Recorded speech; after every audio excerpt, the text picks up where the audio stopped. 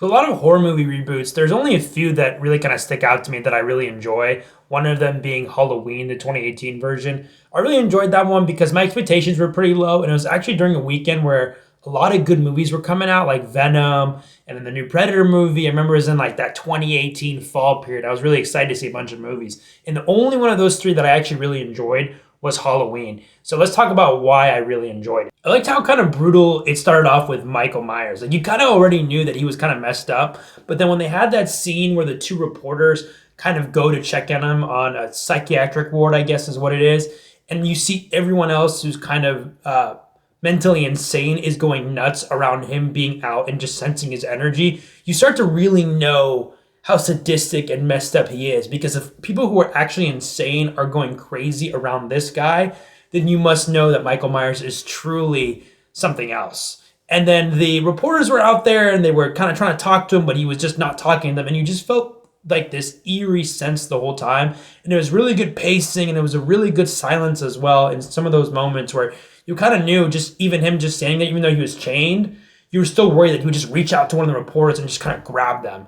So I think they did a really good job just painting how sadistic and scared of Michael Myers you should truly be. I also like how Laurie was not this well put together character, that she was still living in fear and that her whole family was trying to move on.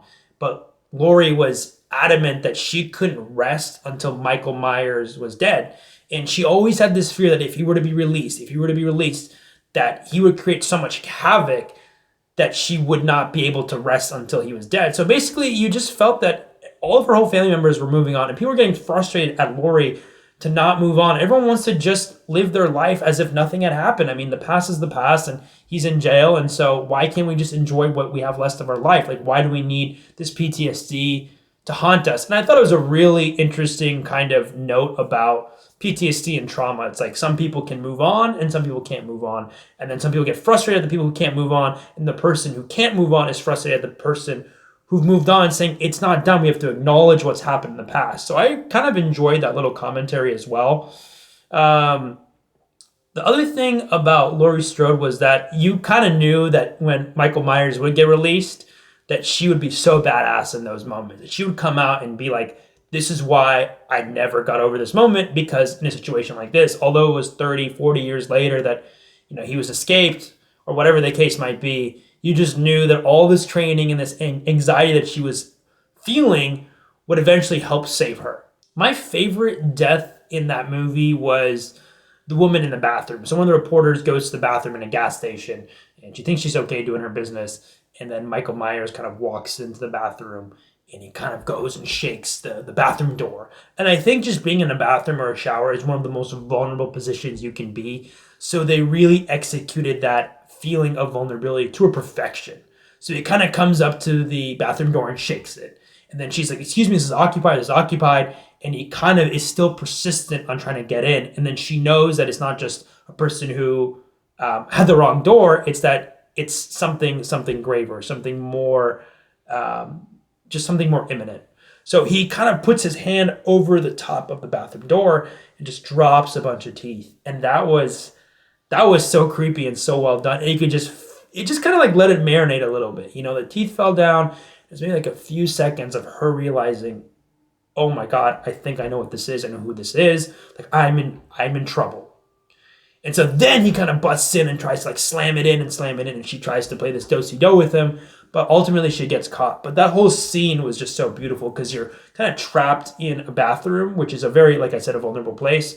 But especially when no one's there and it's kind of in the middle of nowhere, like a gas station, it just plays on your fear of being in a situation that you don't already feel safe in. One of my favorite scenes that's not even a murder scene is just that scene, that scene where he kind of, he has his mask on, he has his outfit on, it's Halloween time. He's got his knife out and he just walks out with everyone else in their costumes. And that was such a well shot cinematic scene. I really enjoyed that scene because you just can tell he's just kind of blending in. And at any point he can just stab anyone, kill anyone, and no one would think twice about it because it's Halloween. And because he just blends in with his outfit, he's like camouflaged. So that whole scene when he walks around and I'm like, okay, he's going to go to this house. He's going to kill a kid. Is he going to kill this mom?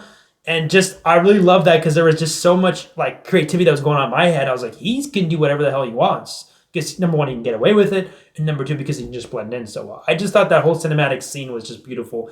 And then as he progresses from house to house, just killing random people, really spoke number one to how evil and sadistic he truly is. He doesn't care about getting to Lori ultimately or that family. Is that he will kill anyone just because he's evil and messed up. Like there's no purpose to his madness. Like he's a killing machine, and they did a really good job in that scene just painting that for you. And then when he goes into the houses and just kills random people and stabs them, it's just so brutal. I think was just kind of like a nice kind of caveat, not a caveat, excuse me, like a nice change of pace from the whole storyline of him trying to find the family and getting revenge. It's just like, let me just kill these random people. And let me just kind of add some kind of spice to the movie. So I really like that scene, kind of like a side tidbit.